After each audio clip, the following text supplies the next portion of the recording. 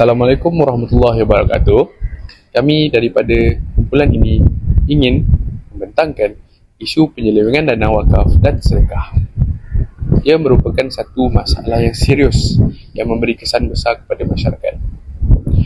Daripada sudut Islam, wakaf dan sedekah adalah amanah yang suci dan bertujuan membantu golongan miskin, membangunkan pendidikan, kesihatan serta kebajikan ummah. Namun, penyelewengan dana ini merupakan perbuatan khianat yang bercanggah dengan prinsip keadilan dan amanah dalam Islam. Manakala, dari sudut saintifik dan sosial pula, isu ini berkait rapat dengan kelemahan tadbir urus, kurang ketelusan pengurusan kewangan serta kegagalan sistem pemantauan. Kajian telah menunjukkan bahawa penyelewengan dana kebajikan boleh meningkatkan kemiskinan, mengurangkan kepercayaan masyarakat dan menjejaskan kestabilan sosial. Dengan itu, saya akan serahkan kepada rakan-rakan saya untuk membentangkan data-data statistik dan bukti empirikal tentang situasi ini dalam negara dan di luar negara. Sekian, terima kasih. Terima kasih saudara Nakib. Sekarang kita ke data dalam negara. Berdasarkan data dalam negara, beberapa laporan audit serta berita tempatan telah mendedahkan kes salah guna dana wakaf dan sedekah yang melibatkan jumlah wang yang besar. Antaranya, Suruhanjaya Pencegahan Rasuah Malaysia (SPRM) telah menahan seorang bekas pekerja badan berkanun yang disyaki terlibat dalam sindiket penyelewengan penuntukan wang zakat berjumlah kira-kira RM120,000 yang sepatutnya disalurkan kepada pemohon yang layak.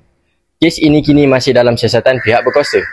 Selain itu, Yayasan Wakaf Malaysia YWM turut mengeluarkan amaran berhubung kewujudan sindiket penipuan yang menggunakan nama yayasan tersebut bagi tujuan kutipan sumbangan wakaf secara tidak sah. Sindiket ini menggunakan platform seperti WhatsApp dan juga Telegram untuk menjemput sumbangan, malah menjanjikan ganjaran wang tunai kepada penderma. Situasi ini jelas menunjukkan bagaimana nama institusi Islam disalahgunakan demi kepentingan peribadi. Di peringkat antarabangsa pula, kajian oleh institusi seperti Transparency International serta laporan kewangan NGO Islam di beberapa negara mendapati bahawa masalah penyelewengan dana kebajikan juga berlaku secara meluas. Isu ini kebanyakan berpunca daripada kelemahan kawalan dalaman, kurang ketelusan kewangan serta integriti pengurusan yang rendah. Akibatnya, kepercayaan masyarakat dan penderma semakin terhakis, menyebabkan mereka berasa ragu-ragu untuk terus menyumbang. Golongan miskin dan memerlukan pula terus terpinggir walaupun dana sebenarnya cukup untuk mereka. Hal ini membuktikan bahawa penyelewengan dana wakaf dan sedekah bukan sahaja masalah tempatan, malahan merupakan cabaran global yang memberi kesan besar kepada kesejahteraan masyarakat. Sehubungan dengan itu, marilah kita melihat bagaimana isu ini dapat dianalisis melalui maqasid syariah yang menjadi asas utama dalam penetapan hukum Islam. Isu penyelewengan dana wakaf dan sedekah boleh dianalisis melalui konsep maqasid syariah, iaitu objektif utama syariat Islam. Yang pertama, hifz al-mal, iaitu pemeliharaan harta. Dalam maqasid syariah, harta umat Islam wajib diurus secara amanah dan telus. Penyelewengan dana wakaf dan sedekah bercanggah dengan prinsip ini kerana ia menyebabkan harta awam disalahgunakan dan tidak sampai kepada golongan yang berhak. Yang kedua, hifz al-din, pemeliharaan agama. Amalan wakaf dan sedekah merupakan ibadah yang dianjurkan dalam Islam. Penyelewengan dana ini boleh merosakkan kepercayaan masyarakat terhadap institusi agama serta mencemarkan imej Islam, sekaligus menjejaskan pelaksanaan agama dengan betul. Yang ketiga, hifz al-nafs, iaitu pemeliharaan nyawa. Dana wakaf dan sedekah bertujuan membantu keperluan asas seperti makanan, kesihatan dan tempat tinggal. Apabila berlakunya penyelewengan, bantuan tidak dapat disalurkan dengan sempurna, sekaligus menjejaskan kebajikan dan kelangsungan hidup masyarakat yang memerlukan. Oleh itu, dari sudut maqasid syariah, penyelewengan dana ini adalah perbuatan yang merosakkan tujuan utama syariat dan wajib dicegah. Untuk memperkuatkan lagi penerangan tersebut, kini saya serahkan kepada rakan saya untuk membentangkan dalil dari Al-Quran dan juga hadis yang berkaitan tentang isu ini. Terima kasih Saudara Iskandar atas penerangan tersebut. Sekarang saya akan menjelaskan dan memberikan dalil-dalil yang berkaitan dengan isu ini. Terdapat banyak dalil yang menegaskan larangan penyelewengan amanah. Antaranya firman Allah Subhanahu Wa Taala dalam surah An-Nisa ayat 58 yang bermaksud, sesungguhnya Allah menyuruh kamu untuk menyampaikan amanah kepada yang berhak.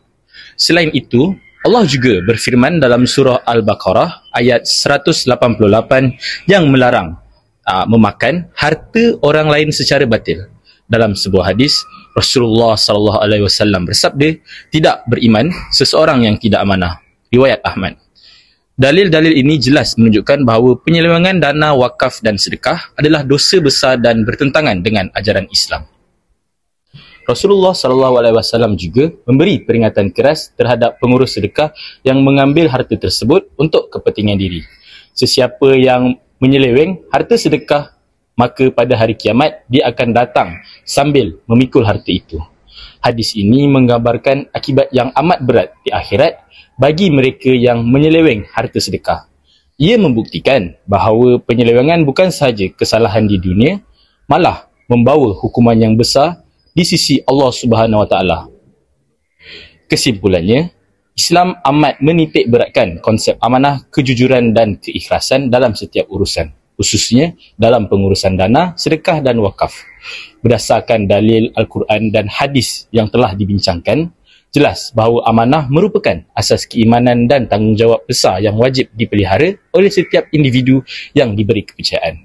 Penyelewengan dana wakaf dan sedekah bukan sahaja menzalimi golongan yang berhak menerimanya, malah merupakan satu pengkhianatan terhadap perintah Allah Subhanahu Wa Taala. Oleh itu, saya akan serahkan kepada Saudara Isaac untuk membincangkan penambahbaikan dan cadangan terhadap isu ini. Terima kasih sahabat saya Hadi. Sebagai kesimpulan, penyelewengan dana wakaf dan sedekah merupakan isu serius yang memberi kesan negatif bukan sahaja kepada aspek ekonomi dan sosial, malah turut menjejaskan tahap kepercayaan masyarakat terhadap institusi Islam. Dana wakaf dan sedekah yang sepatutnya dimanfaatkan bagi membantu golongan memerlukan serta membangunkan ummah boleh menjadi sia-sia sekiranya tidak diurus dengan amanah dan telus.